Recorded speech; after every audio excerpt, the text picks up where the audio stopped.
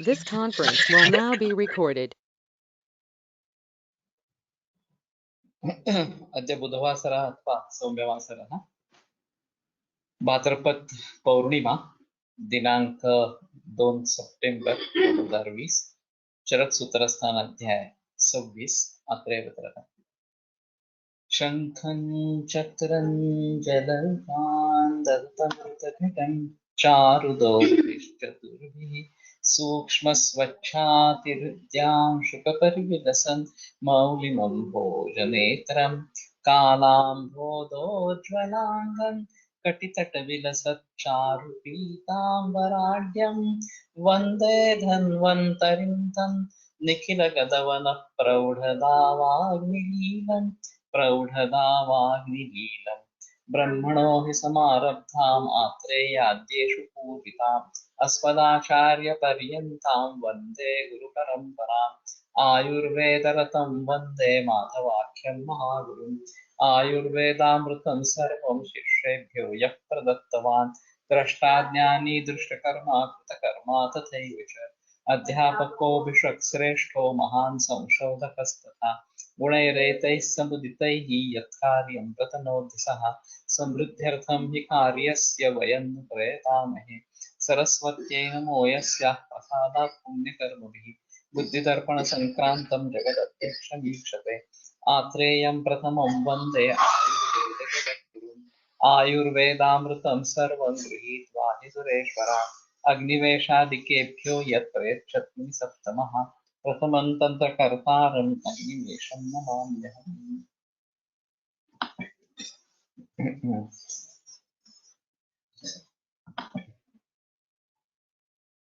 षड्विभक्तिः प्रवक्ष्यामि रसानामत उत्तरम् षट्पञ्चभूतप्रभवाः सङ्ख्याताश्च यथा रसाः। तर्हि इदानीं रसानां यत् षड्विभक्तिः तं प्रवक्ष्यामि इति। तर्हि षट्प्रकारकाः रसाः सा एव तेषां षड्विभक्तिः। विभक्तिः नाम पृथक्करणम्। तर्हि कथम् एते रसाः पृथक् क्रियन्ते इति चेत् तर्हि षट्त्वेन ते पृथक् क्रियन्ते षड् रसाः इति रूपेण। कथं ते वर्तन्ते पञ्चभूतप्रभवाः सङ्ख्याताश्च यथा रसाः। पञ्चभूतप्रभवाः षड् रसाः येन प्रकारेण विभज्यन्ते तत् प्रकारम् इदानीम् उपदेक्ष्यते इति षड्विभक्तिः प्रवक्ष्यामि रसानां उत्तरम्। तो पंचमहाभूतों से उत्पन्न होने वाले 6 रस जिस प्रकार से बताए गए हैं, गिने गए हैं, संख्यात है, उनकी षड विभक्ति, उनका 6 रसों में विभाजन अभी इसके आगे बताते हैं। सौम्या खलु अंतरिक्ष प्रभावाः खलु आपः अंतरिक्ष प्रभावाः प्रकृतिशीताः लभ्यश्च अव्यक्तरसाश्च तासु अंतरिक्षात् दृश्यमाना भ्रष्टाश्च पंचमहाभूत गुण संविता गतवांगमस्थावराणाम्।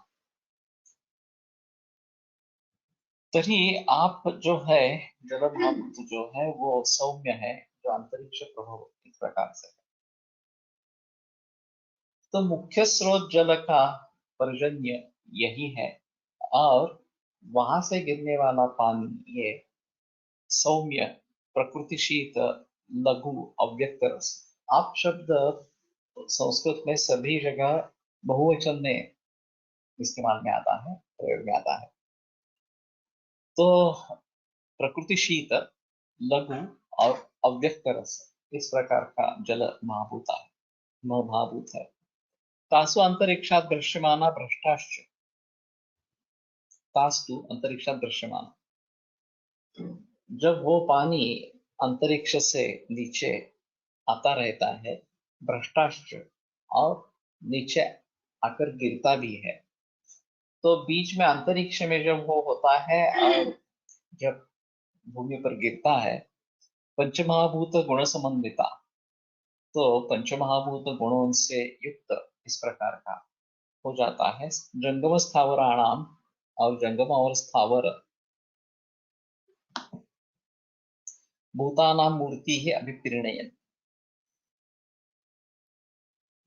तो इस प्रकार के जंगम और स्थावर जो भूत है, प्राणी मात्र इस प्रकार के है, उनकी मूर्ति, उनका शरीर अभिप्रीणयन्ति, उसको प्रीणन करता है। तासु मूर्तिषु षड्भिः मूर्छन्ति रसाः। तो जंगम और स्थावर, ये वास्तव में जंगम यानी कि घूमने वाले, और स्थावर एक जगह पे स्थिर रहने वाले इस प्रकार का। तो भ्रश्यमान इति वदतः भूमि संबंध व्यतिरेकेण अंतरिक्षैः एतैः पृथिव्यादि परमाणुवादिभिः संबंधो रसारंभको भवति इति दृश्यते। मूर्तिः इति व्यक्तिः अभिप्रीणयन्ति तदर्पयन्ति।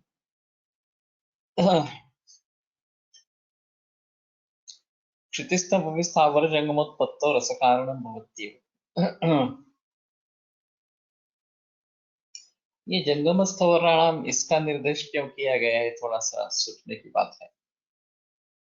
वो जो पृथ्वी पर गिरता है, तो उस समय पृथ्वी में षड्रस विभक्ति हो जाती है, और अंतरिक्ष से जो जब गिर रहा है उस समय में भी पंचमहाभूतों से उसका संयोग होकर तो ये षड विभक्ति रसम की हो जाती है।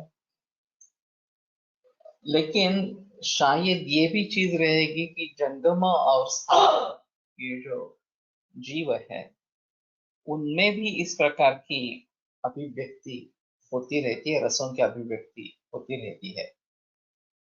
लेकिन जब पानी की बात कर रहे हैं और आकाश से पानी गिर रहा है, तो बीच में महाभूतों से संबंध हो जाता है, गिरने पर महाभूतों से संबंध हो जाता है, ये तो स्पष्ट है।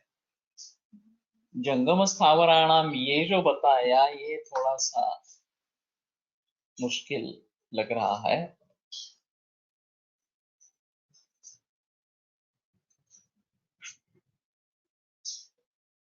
भ्रष्टाश्च पंचमहाभूत गुण समन्विता जंगम स्थावराणाम भूतानां मूर्ति प्रीणयन्ति, ऐसा है।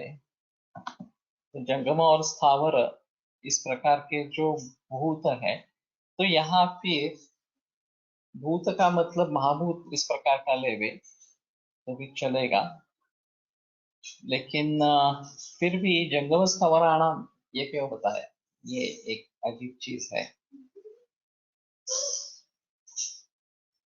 तो जंगम और स्थावरों का अभिप्रीणन करते हैं, ये एक है। और तासु मूर्तिषु षड् मूर्छन षड्भिः षडभिमूर्छन्ति रसाः, और उन मूर्तियों में छह रस निर्माण होते हैं। ये जो छह रस निर्माण का होना है, ये सृष्टि में होते हैं, उसमें कोई संदेह नहीं है। स्थावर जंगमानां जंगम स्थावराणां स्थावर भूतानां मूर्तिः अभिप्रीणयन्ति। तो शायद उनके जो शरीर है उसके महाभूत इसमें पकड़ लेवे, ऐसा थोड़ा सा लगता है। हाँ, थोड़ा सोचना ही पड़ेगा इसके बारे में। तेषां षण्णां रसानां सोमगुणातिरेकान् मधुरो रसात् पृथ्व्यग्निभूयिष्ठत्वात् अम्लः, सलिलाग्निभूयिष्ठत्वात् लवणः, वायवग्निभूयिष्ठत्वात् कटुकः, वायवाकाशात् रिक्तत्वात् तिक्तः, पवन-पृथिवी व्यतिरेकात् कषायः। तो सोम गुण से अतिरेक से मधुर रस निर्माण होता है। तो इन छह रसों में सोम गुण जिसमें प्रधान है, उनके अतिरेक से ये पृथ्वी और जल इसमें है। डायरेक्टली वाग्भट में तो इसमें क्ष्मा और अम्भ, ये पृथ्वी और जल, इनका साक्षात निर्देश किया है। यहाँ सोम गुण के अतिरेक से मधुर रस निर्माण होता है, इसी प्रकार का बताया। पृथ्वी अग्नि भूयिष्ठत्वाद अम्लः, पृथ्वी और अग्नि इन दोनों के महाभूतों के आधिक्य से अम्ल रस निर्माण होता है। तो वाग्भट ने इसी मत का अनुसरण किया है। सुश्रुत में इससे अलग आया है। सलिलाग्नि पृथ्वी भूयिष्ठत्वाद लवणः, ये दोनों चर्क से वाग्भट ने ले लिया है। सुश्रुत में ये उल्टा है, पृथ्वी अग्नि भूयिष्ठत्वात् लवण और सलिलाग्नि भूयिष्ठत्वात् अम्ल, इस प्रकार का बताया गया है। लेकिन इसमें ऐसा थोड़ा सा रहेगा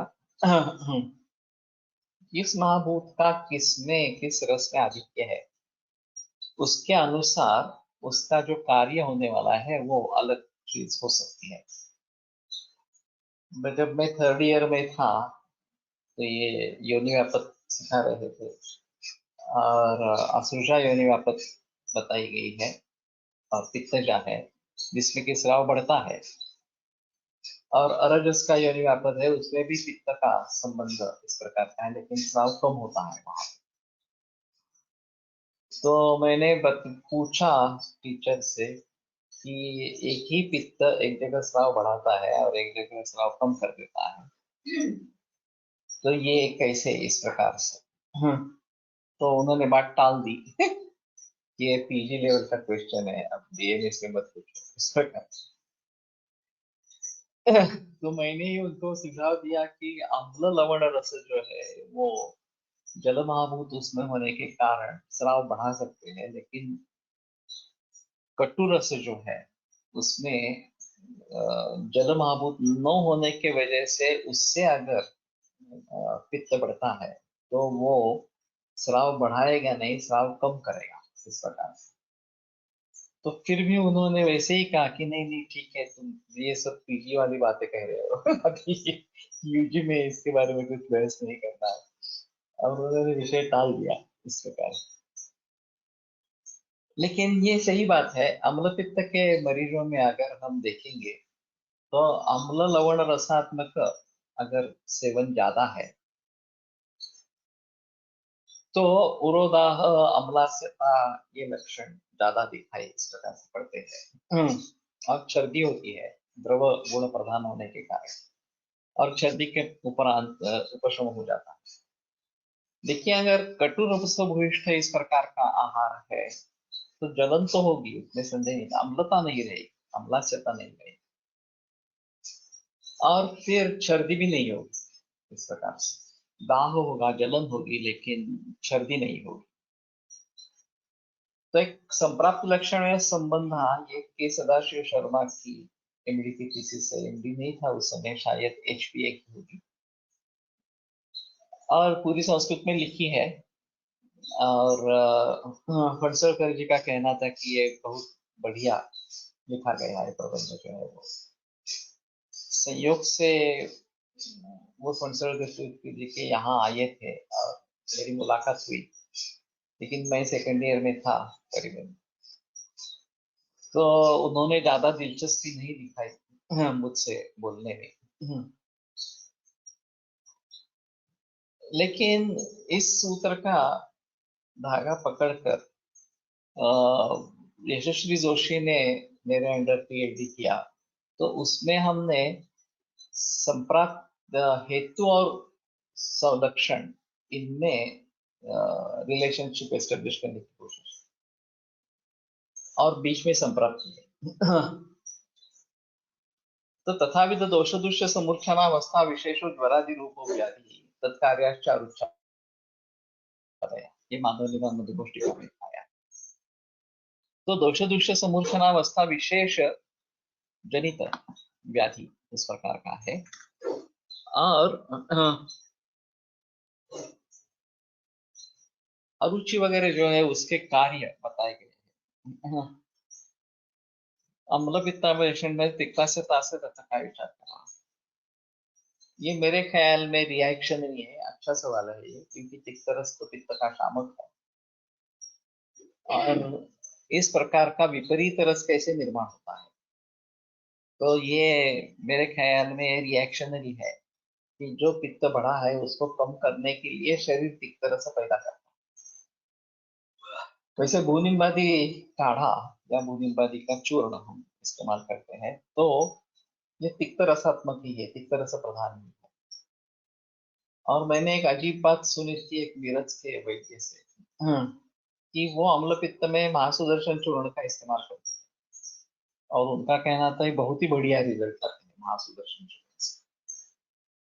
वैसे भूनिम्बादी चूर्ण से भी अच्छे रिजल्ट आते हैं, उसमें कोई संदेह नहीं है। पाचन की आवश्यकता जब हो, अनुलोमन की आवश्यकता जब हो, तो भूनिम्बादी चूर्ण बहुत अच्छा काम करता है। तो उसी तरीके से ये बाहर से तिक्त रस दे रहे हैं, लेकिन शरीर खुद अगर तिक्त रस पैदा करता है तो भी एक अनियत हो सकती है। पित्त प्राकृतिक रस कटुआ है, ये तो सही है, लेकिन ये रिएक्शनरी है कि उसको प्राकृत स्थिति में लाने के लिए ये कदम शरीर उठाता है। वैसे देखा जाए तो हर लक्षण को इस तरीके से देखा जा सकता है। ये लक्षण क्यों निर्माण हुआ?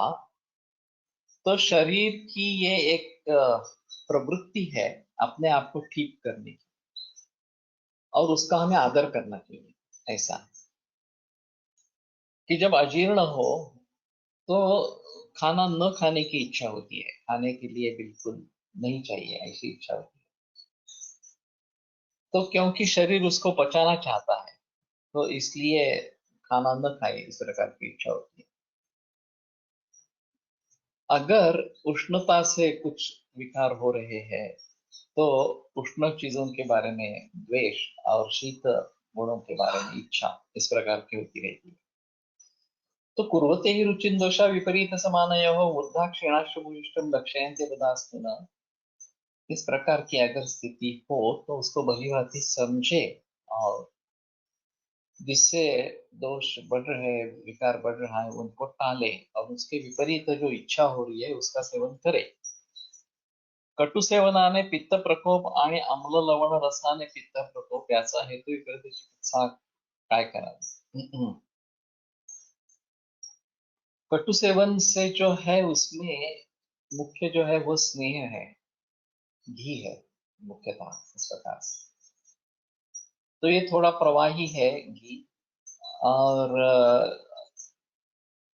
अग्नि को बढ़ावा देगा। पित्त का निर्वापक होगा लेकिन अग्नि को बढ़ावा देगा। कांस्य चिकित्सा में एक जगह ऐसा आया है कि पित्त का शमन करना है और वात का शमन, वात पित्त और पित्त ऐसा कुछ कंडीशन है, तो उसमें घी लेहन करना है वात पित्त में, और सिर्फ पित्त है तो पान करना है, पान करना है इस प्रकार से। लेकिन इसमें ऐसा है कि सामावस्था है तो गुरुत्वपान बराबर नहीं है। विरामावस्था में ही पित्त के गुरुत्व दे सकते हैं। और एक सूत्र अष्टांग संग्रह में इसके लिए आया है कि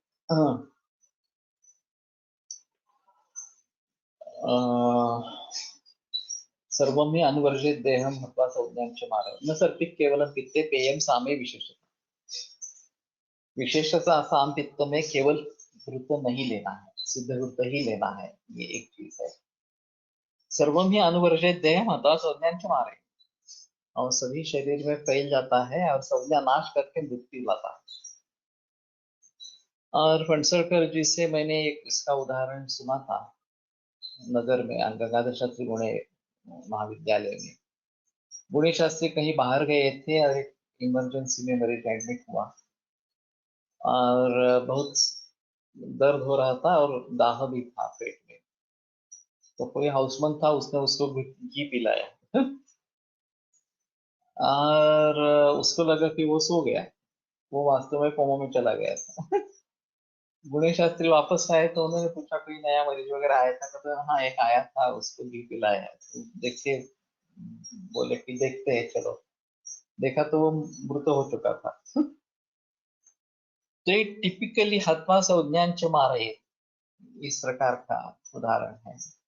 इसी प्रकार का एक हादसा ताराचंद में हुआ था, लेकिन यहाँ सौभाग्य रहा। ऐसा ही मरीज आया एक्यूट एब्डामेन के लिए, और हाउसमैन ने उसको लिटा दिया। कुछ बताया भी नहीं, और वो कोमा में चला गया, और किसी को पता नहीं था। गांगल सर राउंड करने के लिए, तो उन्होंने पूछा कि ये कौन आदमी है, ये नया दिखता है। तो उन्होंने कहा अभी आया था 2 घंटे पहले। तो क्या हुआ था वगैरह वगैरह सोचो तो हाथ पांव ठंडे पड़ने लगे। तो तुरंत उसकी सर्जरी की गई।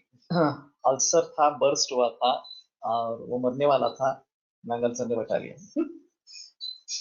तो अगर इस प्रकार की स्थिति होती है तो हमें जागरूक होना बहुत जरूरी इस प्रकार का है। तो इस प्रकार का अल्सर होकर बर्स्ट होना ये भी एक चीज हो सकती है। जसा वर्षा ऋतूमध्ये आम्लरस क्षय असतो तसा सामपित्ताचा शरीरात क्षय होऊ शकतो का? हो सकता है। एक्चुअली दो अलग अलग चीजें रहती है। आम निर्माण होता है और पित्त बढ़ता है, दोनों इकट्ठा हो जाते हैं।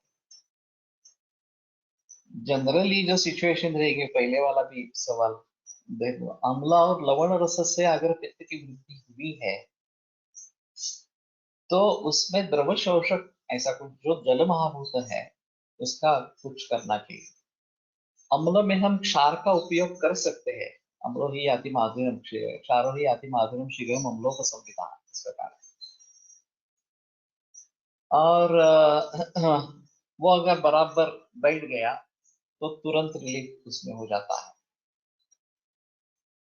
लेकिन अगर हम जल को सुखाना चाहते हैं तो बेटर ऑप्शन है तिक्तरस का प्रयोग करो, इस प्रकार से।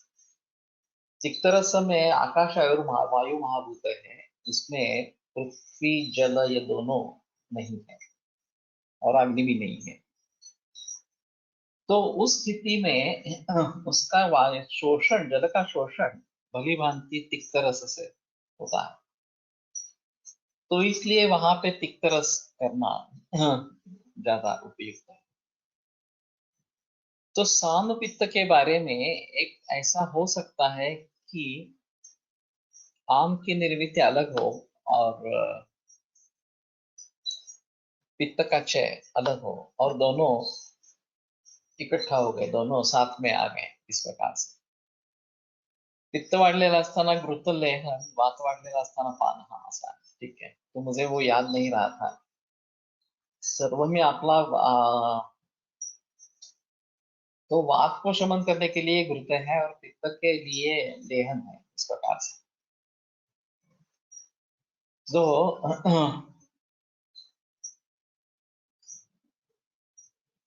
या पांचवोतिरिक्त चिकित्सा में लघु सूचक कर बताया गया है।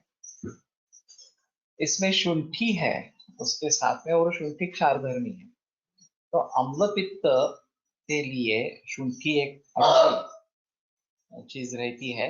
अगर आपको पाचन, साम पित्त है, अम्ल पित्त है, उसका पाचन करना है तो ये अच्छी चीज है। और उसके साथ में गिरीश है जो पृथ्वी महाभूत प्रधान या पृथ्वी ही है साक्षात, और इसके जरिए पित्त के द्रव का शोषण करके उसका उसकी शांति करवाता है। आहार पाक होताना त्यावर होणारा पित्त कच्च तयार झाले आम पित्त, असे होऊ शकते का? हो सकता है। मैं दूसरी बात में बताने वाला था कि आमेन तैन संयुक्त संपृक्ता या संयुक्ता दोषा दुष्टाश दूषिता सामा इत्युपदिश्यन्ते ये रोगा सदुपमा। तो ये एक आम तौर पर संप्राप्ति होती रहती है कि आम बनता है और वो दोषों से या धातुओं से मिश्र हो जाता है और उन धातुओं दोषों को साम दोष या साम धातु बताते हैं। एक्चुअली साम धातु के बारे में ज्यादा निर्देश है नहीं, ये सूत्र इस सूत्र में है, लेकिन ज्यादातर परिस्थिति दिखती है वो दो धातुओं में साम दोष स्थित है। रासनादि पंचक जो है तो सर्वधातुगते वाते सामे सर्वांग थे। सर्वधातुगत साम सर्वांग जो वायु के लिए उसका पान करे, ऐसा है। तो वायु साम है, वो सर्वधातु भी धातुगत है। लेकिन दूसरी एक संप्राप्ति होती रहती है और जिसको हम ज्यादा देखते नहीं है, वो जीर्णे तो जीर्णे जीर्णान्न भुंजित, ये एक अहम नियम है। पहला अन्न पचा हुआ चाहिए, फिर दूसरा अन्न सेवन करना है। अगर अजीर्ण तो भुंजान से विमान दूसरे अध्याय में इसके बारे में जिक्र किया गया है। तो अजीर्ण है और उसमें अगर हमने खाना खा लिया तो पहला भी पचा नहीं है और दूसरा भी पचता नहीं। ये इसमें एक अहम चीज इस प्रकार की रहेगी।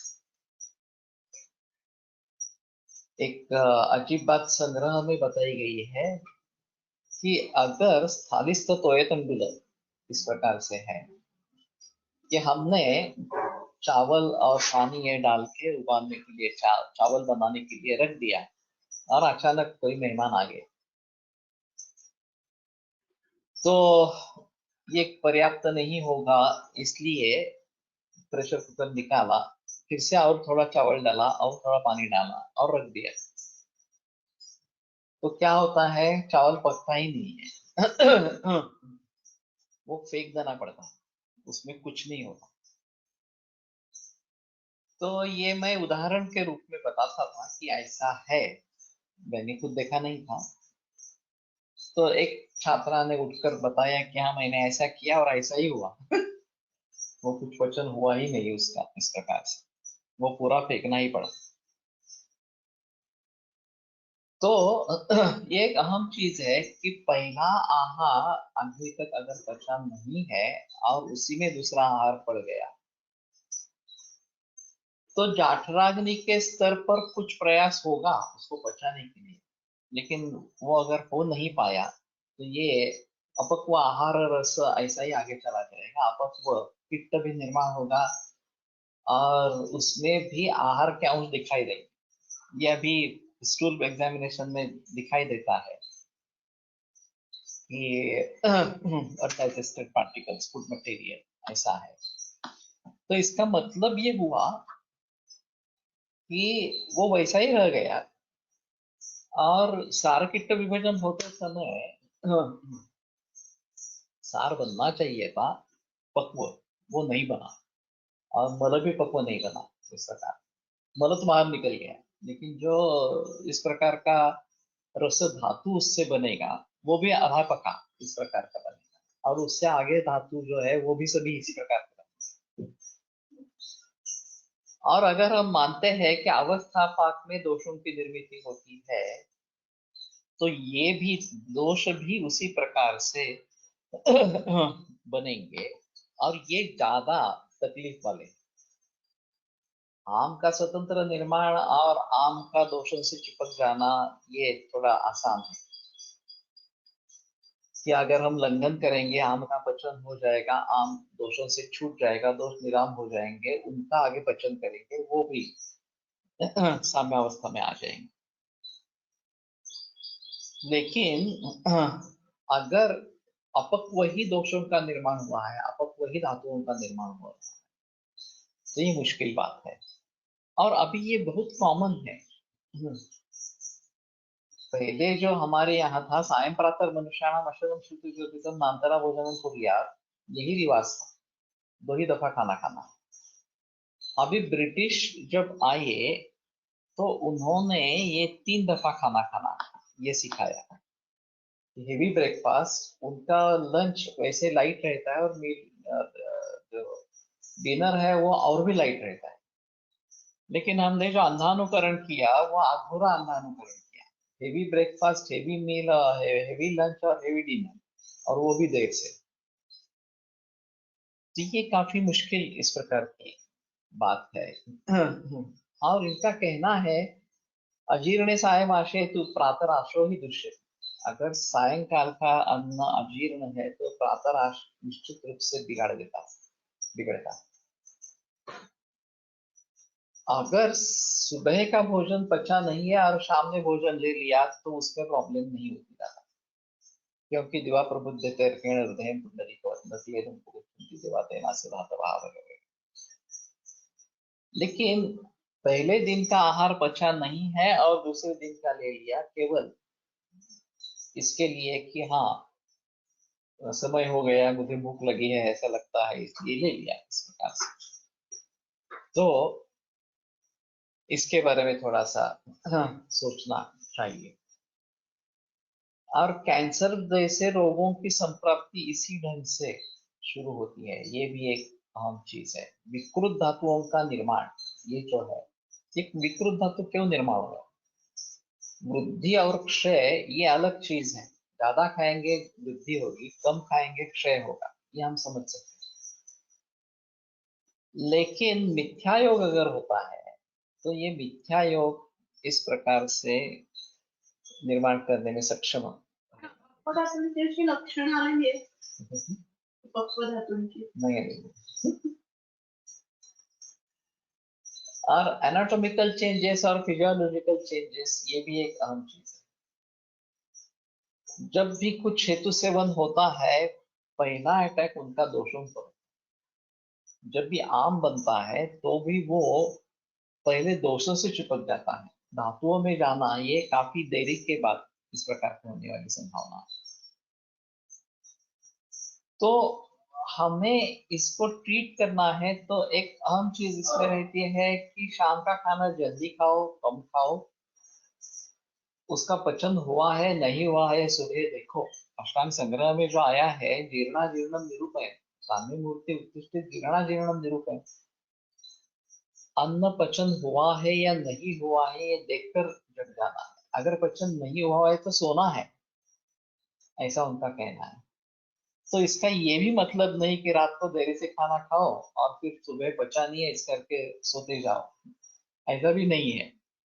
सुबह ब्राह्म मुहूर्त पे उठना ही है, और ब्राह्म मुहूर्त पे उठना है तो पचन होना जरूरी है। पचन होना जरूरी है तो रात का खाना जल्दी खाना जरूरी है और कम मात्रा में खाना जरूरी है, ताकि पहले दिन का पूरा खाना पचन हो गया हो और फिर जो धातु बनेंगे वो अच्छे बनेंगे, सही रूप में बनेंगे।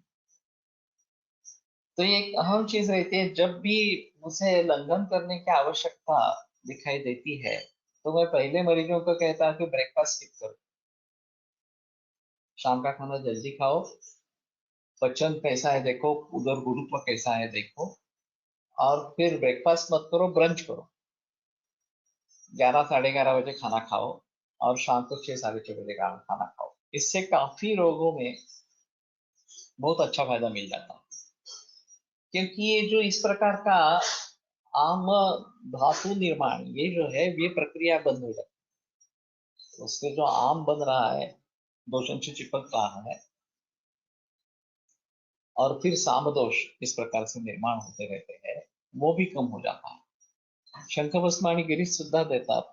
शंख भी, शंख क्षारो हिमोग्राही, वो क्षार है तो अम्ल रस के प्रतियोगी काम करता है, मधुर विरोधी काम करता है। मधुर रसाचे अत्यधिक सेवन अम्ल पित्ताचा काही हेतू आहे ते कसे? इसमें ये रहेगा कि थोड़ा आम को निर्माण करता रहता है, कफों को बढ़ावा देता है, और ये कफ प्रधान पित्त इस प्रकार का होता है। सर्दी होने की संभावना इसमें ज्यादा इस प्रकार की होती है। अर्थात केवल मधुर रस से नहीं होगा, उसके साथ में अम्ल लवण कटु ये भी रस रहेंगे, तो इस प्रकार से पित्त होगा, नहीं तो सिर्फ कफ ही बढ़ेगा। चिकू फसल खा लेता है अम्ल पित्त देखिएगा, खाले और होत नहीं है कैसे। चिकू को क्या कहेंगे ये भी एक अजीब चीज है, क्योंकि हमारे घर तो इतने निर्देश है ही नहीं चिकू के बारे में। तो इस अनुभव के आधार पे कह सकते हैं कि ये थोड़ा सा पित्तजनन भी है।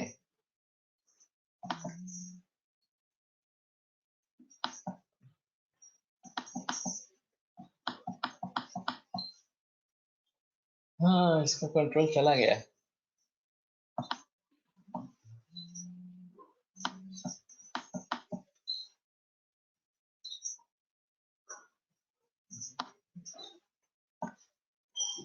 अम्लधर्मा ने वृद्ध पित्त लघुसूत शेखर विथ शंख भस्म और लघुसूत विथ माका।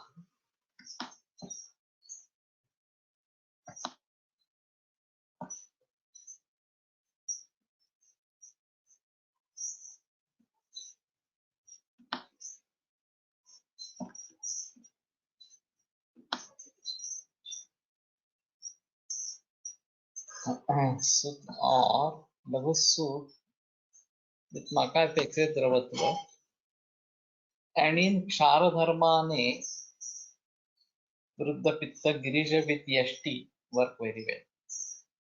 तो इसके बारे में थोड़ा सोचना चाहिए कि मैं जो कॉलेज में पढ़ रहा था 78 79 की बात है, तो आम्लपित्त का एक सेमिनार कीड़क आयुर्वेद में हुआ था। हम तो सेकंड ईयर थर्ड ईयर में थे, मैं था मैं शायद। और वो पूरे दिन का सेमिनार मैंने अटेंड किया और मुझे बड़ा आश्चर्य लगा कि अम्लपित्त के बारे में उस समय जो सम्मिलित हुए थे वैद्य के स्तर पर, उनका किसी का भी ज्यादा अनुभव नहीं था अम्लपित्त में, और ज्यादा रिजल्ट्स आते हैं ऐसा भी नहीं था। और लोग ये एल्यूमिनियम हाइड्रोक्साइड, मैग्नीशियम हाइड्रोक्साइड वगैरह जो एलोपैथी के ड्रग्स है, उनके कंपैरिजन में आयुर्वेद में उतना जल्दी रिजल्ट आता नहीं है वगैरह इस प्रकार से बोलते हैं। तो वो जमाना आयुर्वेद के खिलाफ ही था। और कुछ दो तीन लोग ही आयुर्वेद के दृष्टि से अच्छे बोले, बाकी सब आनंददायक इस प्रकार की स्थिति थी।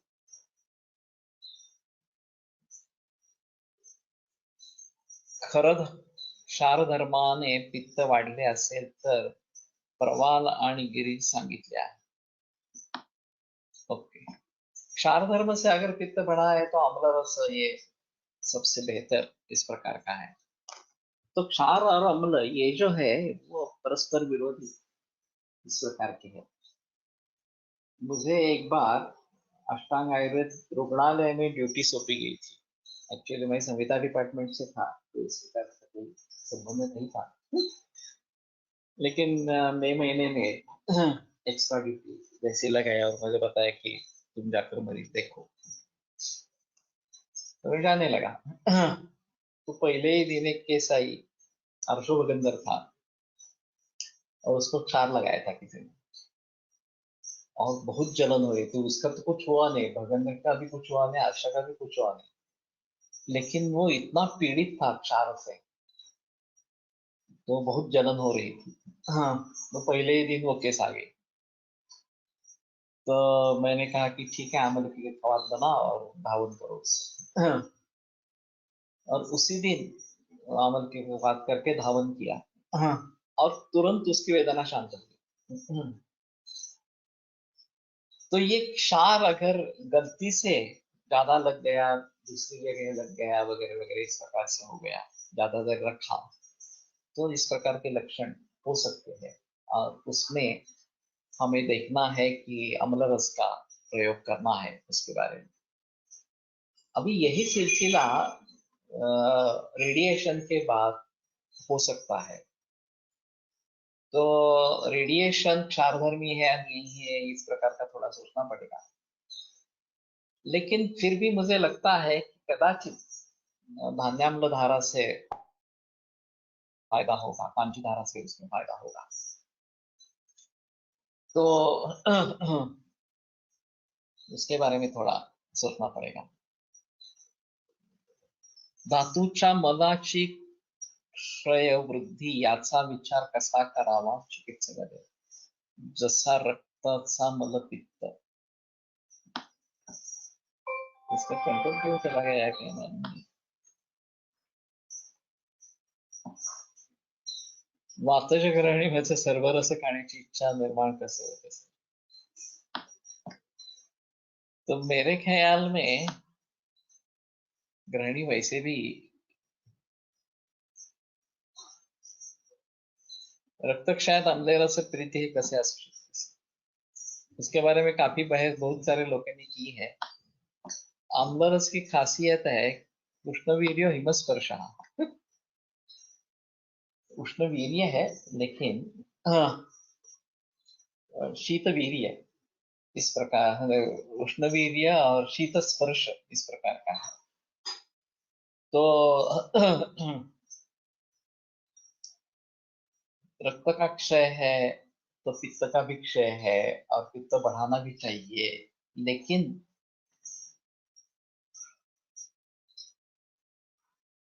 तकलीफ भी नहीं होनी चाहिए। ये भी एक अहम चीज है, और उस हिसाब से शायद होगा। और गर्भिणी में अम्लेच्छा ये लक्षण दिखाई देता है तो उसमें शायद रक्त को बढ़ावा देने के लिए इस प्रकार से होता है, ये थोड़ा सा रहेगा। धातूच्या मलाची क्षय वृद्धी याचा विचार करावा, कसा करावा चिकित्सेमध्ये, जसा रक्ताचा मलपित्त। इसमें है कि क्षय वृद्धिस्तु पीडना, मलोचितत्वात् देहस्य क्षय वृद्धिस्तु पीडना। मल शरीर को साथ में होने के कारण उसका क्षय वो वृद्धि से भी ज्यादा पीड़ा कर इस प्रकार का होता है। और हम भली भांति अगर इस प्रक्रिया को समझ लेते हैं, धातु निर्माण की प्रक्रिया को समझ लेते हैं, तो इसमें हम काफी कुछ कर सकते हैं, ऐसा है। तो राजयक्ष्मा जैसे विकारों में सर्वधातु क्षयार्थस्य बलम तस्य विड्बलम, केवल उपस्तब्धस्य शक्रता केवलम वर्तते क्षय, विड्बल ही उसका बल इस प्रकार का बताएंगे। रसोप्यस्तं रक्ताय मांसाय कुतैव, रस का रक्त में भी परिवर्तन नहीं होता, मांस में कहाँ से होगा, इस प्रकार से। और इस पोषण क्रम को सुधारने हेतु ये जो वसंत कल्पना वगैरह है, इसके बारे में थोड़ा बहस करना जरूरी इस प्रकार का रहेगा। ठीक है, काफी डाइवर्जन होते रहे आज। तो सोमगुणातिरेकान मधुरो रसा पृथ्वी व्याग्नि भूयिष्ठत्वाद अल्लाह, महाभूतों के आधार पर रसों के कार्य किस प्रकार से होते हैं, ये सोचना एक अहम बात है। और दोषों का महाभूतों के आधार पर सोचना और किस प्रकार के लक्षण निर्माण होंगे उसी दोष से, कि रस कौन सा है, उसके महाभूत कौन से है, और फिर उन महाभूतों से आरब्ध जो दोष है उनका किस प्रकार का वो किस प्रकार से लक्षण निर्माण करेंगे। इसलिए ये देखिए ज्यादा अच्छा है। व्रण होन एटसेट्रा करणारे,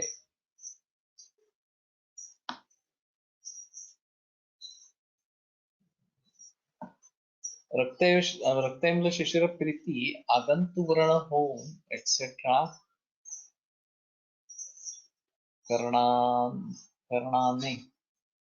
कारणाने रक्तक्षय झाला तर शरीर गार पडूच लागते व रुग्णाला थंडावा सहन होत नाही असे दिसते। धातूच्या मलाची रक्तशिशिर प्रीती आगंतु व्रण होऊन, हा ठीक आहे, मग शिशिर प्रीती का बरे सांगितली? ये तो आत्तिक अवस्था है, अगर खून बह रहा है और उसमें अम्ल शिशिर वृत्ति होगी, ऐसा नहीं बता सकते हैं। और ये दोनों के हिसाब से अम्ल और शिशिर अम्ल की अच्छी दवा है सभी के लिए। तो उसके बारे में सोचें, जर पृथ्वी अग्निगुण भूयिष्ठ अम्लरसाची उत्पत्ती आहे, तर अम्ल पित्तामध्ये पित्ताचा द्रवगुण कसावा?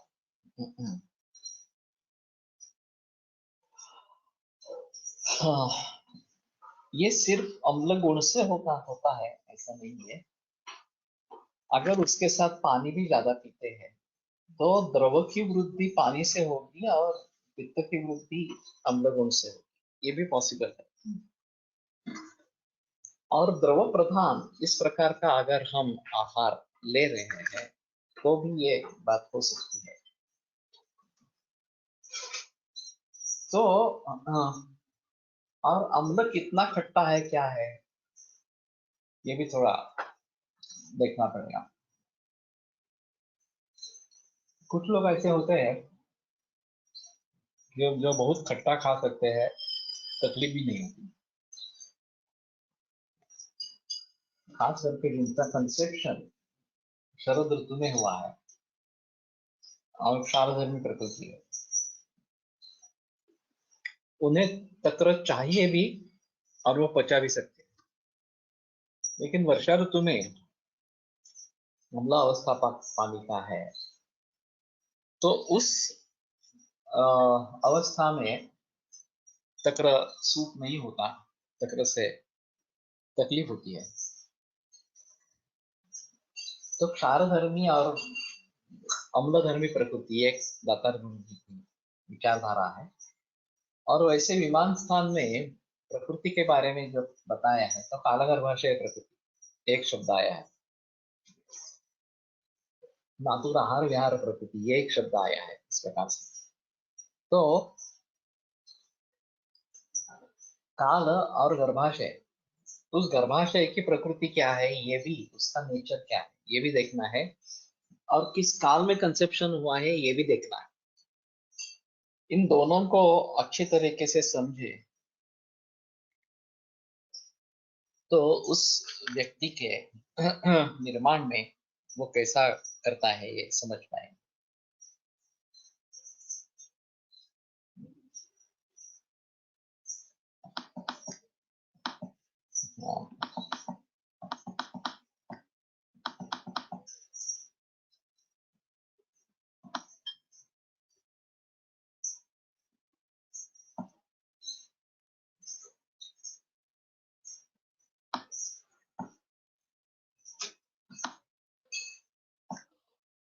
पांडुरंगाला शीतस्पर्श द्वेष प्रत्यक्षात दिसून येते ते कसं।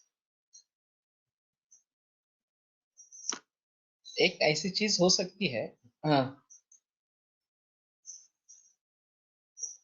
अन्यश्च सन्निपातत्व यत्र पित्तं पृथक् स्थितं त्वचि कोष्ठे थवादाहं पुरुनाथ विदधाति पुरोनुवा तद्वत् वाततो भव शीतं दाहादिदुस्तरस्तयोः। हे संधिपात और ज्वर में विधि संप्राप्ति से ये अलग अलग इस प्रकार से होते रहते हैं। और पित्त अगर कोष्ठ में है और शाखा में वात कफ है तो शैत्य का द्वेष भी होगा और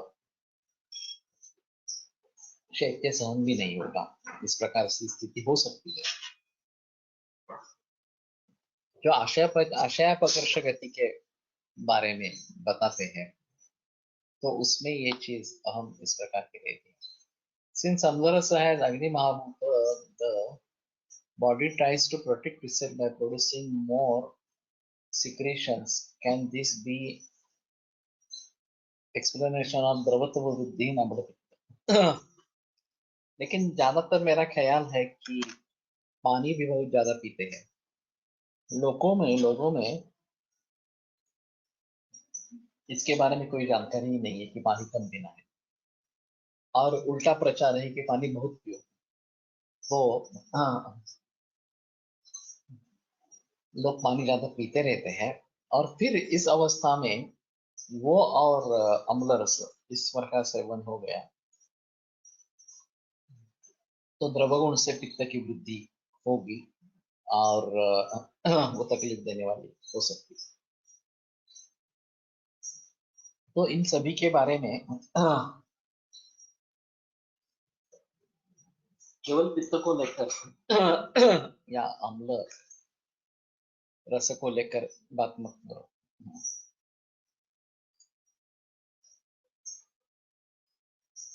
ये हो सकता है बॉडी मोर सिक्रीशंस कर सकती है निर्माण, लेकिन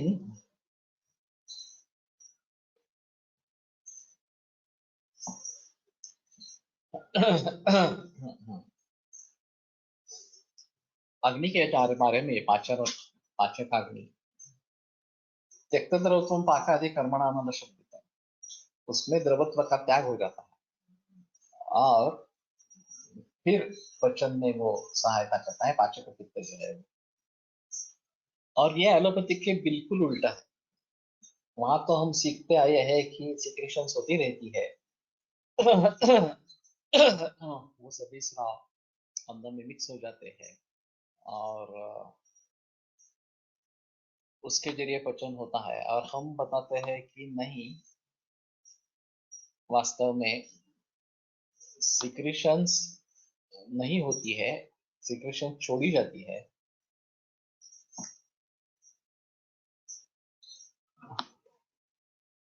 अम्ल अशिशिर प्रीति नहीं नहीं, अशिशिर नहीं होगा, क्योंकि इसमें अम्ला होता है। अगर अम्ल अशिशिर ऐसा है तो अम्ला शिशिर प्रीति ऐसा होगा, लेकिन वो तो वह अम्ल ही है। तो रक्तेम्ल शिशिर प्रीति ही, इसमें ये नहीं है।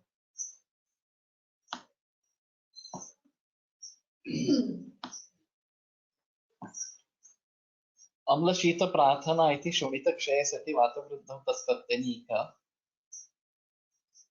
अम्ल रसेच्छा तथा तत्त्वस्य उदरवा तत्क्षय तेजो वृद्धि शीत प्रार्थना, तेजो वृद्धौ शीत प्रार्थना, ये भी हो सकता है। विपरीत गुणेच्छाच ये हो सकता है। और अगर वात की वृद्धि हो गई है तो वात को शमन करने के लिए फिर भी, लेकिन ये शीत का एक्सप्लेनेशन नहीं दे सकते। अम्ल प्रीति वात के लिए ठीक है, लेकिन शीत प्रीति वात के लिए अच्छी नहीं है।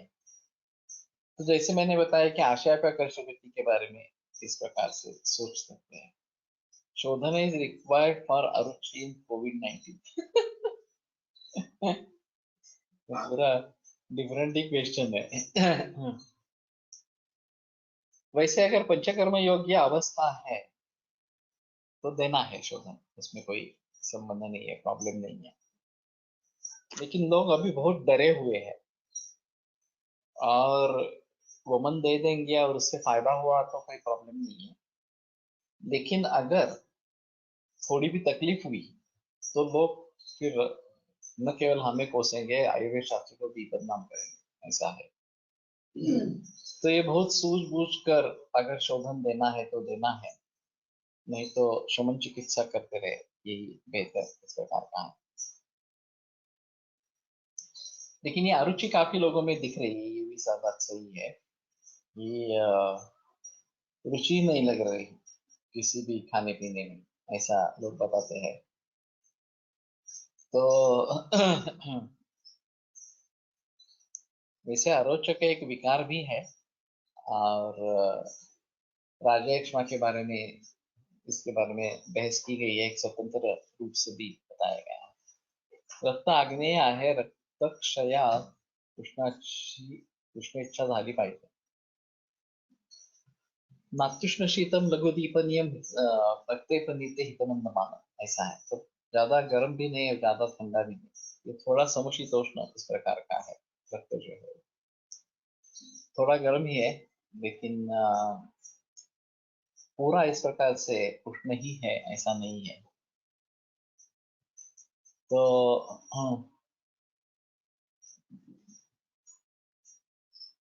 उष्णेच्छा झाली पाहिजे नहीं बताते, ये कोई बताता है कि उष्णेच्छा होती है, इस प्रकार से बताते नहीं है। तो इन सभी के बारे में थोड़ा सोचना पड़ेगा। तो सलिलाग्नि भूयिष्ठत्वात् लवण, वायवाग्नि भूयिष्ठत्वात् कटुका, वायु और अग्नि इनके भूयिष्ठता से कटु रस निर्माण होता है।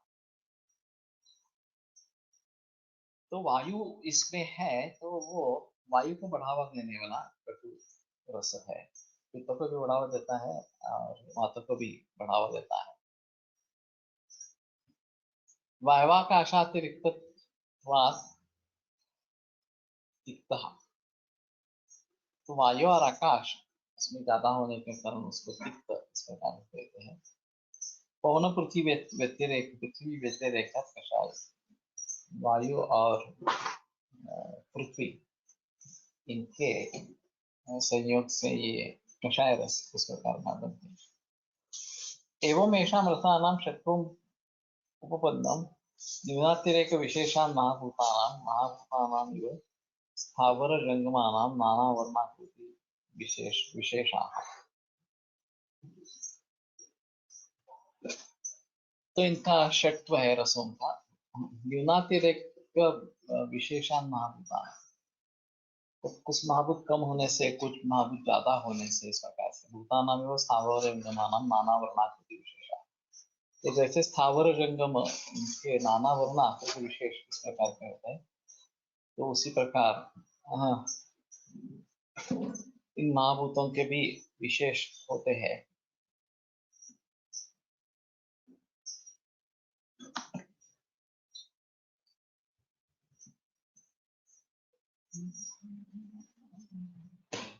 षड्ऋतुकत्वाच्च कालस्य उपपन्नो महाभूतानां न्यूनातिरेक विशेषा। और 6 रस होने के कारण काल के महाभूतानां न्यूनातिरेक विशेषा उपपन्ना। तो महाभूतों के कम ज्यादा होने का जो सिलसिला है उसका समर्थन मिल सकता। तो सृष्टि में ऋतु के अनुसार विशिष्ट रसों की निर्मित होती रहती है और उनका प्रभाव सभी जीव सृष्टि पर, मानव पर पड़ता रहता है। ये एक आम चीज है। तो उसी के बारे में ज्यादा सोचना इस प्रकार का है।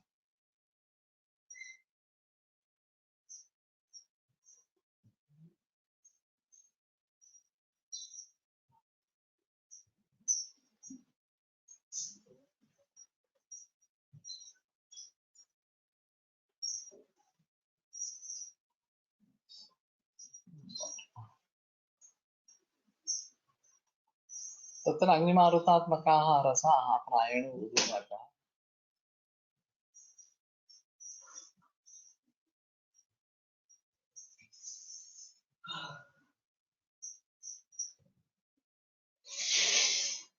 सो अग्नि एंड वायु इन महाभूतों का आधिक्य से जो रस बनेंगे वो ऊर्ध्वभाग हो जाने वाले हैं। तो अग्नि और मारुत ये मिल पाना प्राचीन ग्रंथों के आधार पर मुश्किल है। लेकिन हमारे केस पेपर में तो ये मिल जाएगा इस प्रकार से। तो वो ऊर्ध्वभाग ऊपर जाने वाले अग्निवात मारुतात्मक जो है, लाघवात उत्प्लवनत्वाच्च वायु ऊर्ध्वजनत्वाच्च वन्य। तो वायु लाघु और उत्प्लवन करने वाला और वन्य जो है ज्वलन करने वाला इस प्रकार का है। तो इन रसों में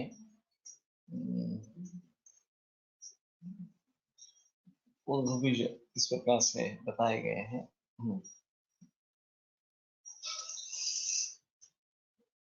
ठीक है, आज यहीं पे रुकते हैं और कल सहस्त्र योग की बात करेंगे।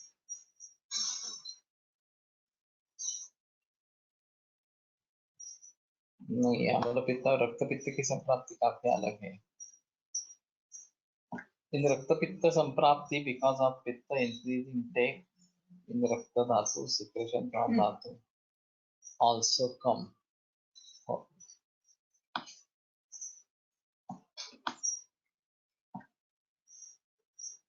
तो ठीक है, यहीं पे रुकते हैं। आयुर्वेद प्रकांडो निरुदितैः शल्यतंत्र प्रधानः शिष्येभ्यः शाश्वतोऽयं निखिलजनकृपा व्याप्तचित्ते मयेन आयुर्वेदस्य वाञ्छन् पुनरपि भुवने तां च सुष्ठु प्रतिष्ठां श्रेष्ठं धन्वन्तरिं तं प्रणमति च सदा वैद्यवर्गो हि विरम्यते व्याख्यानः। श्वः पुनरपि मिलिष्यामः।